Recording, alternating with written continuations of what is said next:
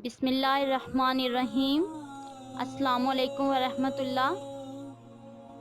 ایک بار مرحوم عبدالستار ایدی سے پوچھا گیا کہ محترم، آپ نے اپنی زندگی میں ہزاروں لاشیں دفنائیں، کبھی کسی لاش کی حالت دیکھ کر رونا آیا؟ انہوں نے کچھ ثانیے آنکھیں بند کیں اور بولے، ہمارے پاس روزانہ سینکڑوں لاشیں لائی جاتی ہیں، مگر بہت کم لاشیں آنکھوں کے آگے سے ایسی بھی گزری ہیں کہ ان کے نقش ذہن میں ثبت ہو گئے ہیں۔ ایک دفعہ میرے رضاکار ایک تازہ انتقال ہوئے بوڑھے شخص کی لاش لے کر آئے، جو کہ دیکھنے میں کسی کھاتے پیتے گھرانے کے لگ رہے تھے۔ اس کے تیل لگے بالوں میں سلیقے سے کنگھی کی ہوئی تھی۔ اس کے سفید کلف لگے سوٹ میں اس کی شخصیت بہت باوقار لگ رہی تھی، مگر تھی تو ایک لاش۔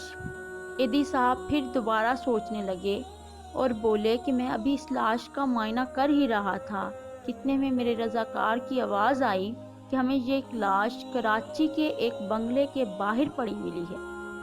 جو ہی ہم بنگلے کے پاس پہنچے، وہاں ایک فیملی ٹیکسی میں بیٹھی ہمارا انتظار کر رہی تھی۔ اس میں سے ایک نوجوان برآمد ہوا اور ہمیں ایک لفافہ تھماتے ہوئے جلد بازی میں بولا، یہ تدفین کے اخراجات ہیں۔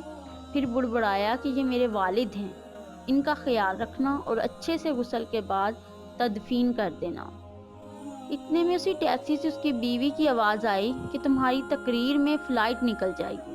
یہ سنتے ہی نوجوان کوئی بات کیے بغیر پلٹا اور ٹیکسی میں سوار ہو کر نظروں سے اوجھل ہو گئے۔ ایدی صاحب بولے، اس لاش کو دیکھ کر دلی دکھ ہوا، اور پھر جب میں نے لاش کو دیکھا تو مجھے یوں لگا جیسے کہہ رہی ہو کہ ایدی صاحب، لاوارث لاشوں کے وارث آپ ہی ہوتے ہیں، اس دفعہ مجھ جیسی لاوارث کے وارث بھی آپ بن جائیں۔ اور پھر جب میں اس شخص کی لاش کو غسل دینے لگا تو اس کی نفاست دیکھ کر سوچ میں پڑ گیا کہ جو شخص خود اتنا باوقار ہے، اس نے اپنی اولاد کی تربیت کس ناز و نم سے کی ہوگی۔ مگر افسوس، اس اولاد کے پاس اپنے باپ کو قبر میں اتارنے کا بھی وقت نہیں تھا، بلکہ فلائٹ کے نکلنے کی جلدی تھی۔ ایدی صاحب بولے، اس دن انسانیت کا جنازہ اٹھتے دیکھ کر بے اختیار میری آنکھوں سے آنسو چھلک پڑے۔